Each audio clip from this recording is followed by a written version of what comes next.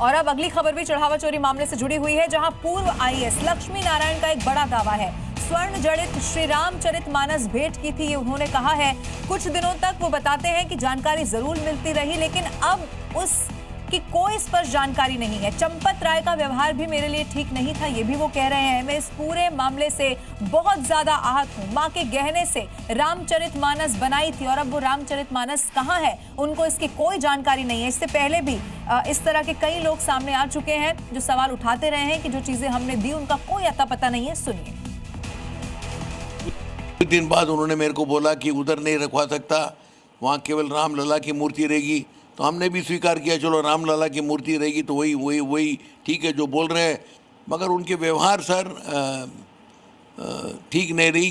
24 carat gold में इसको electroplate किया गया है और बनाने में 8 महीने लगी। जैसे मैंने बताया, मेरे पूज्य माता जी के जेवर, मेरे वाइफ के जेवर सब लगे हुए हैं और हम लोग राम में बहुत आस्था रखते हैं और हमने बहुत ही डिवोशन के साथ इसको रखवाया।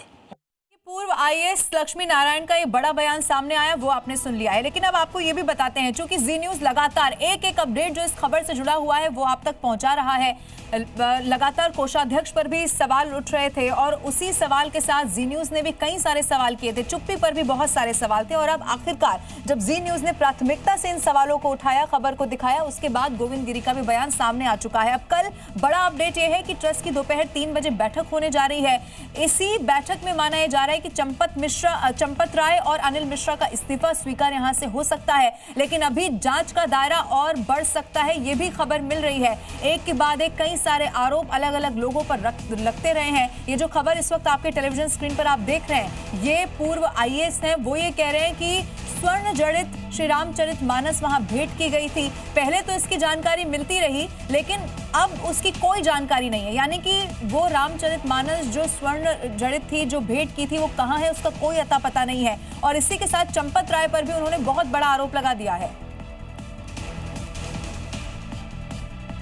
तो कल दोपहर 3 बजे का वो वक्त रहेगा जब एक बैठक भी होने जा रही है।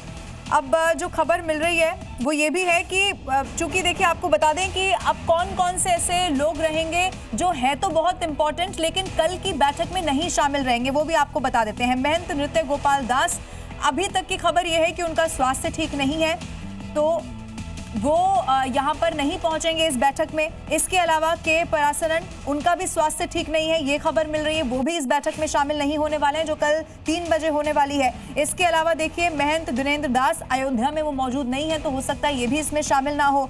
चंपत राय नहीं होंगे, चूंकि इन्हीं पर फैसला होना है, यानी कि जो इस्तीफा इन्होंने दिया है।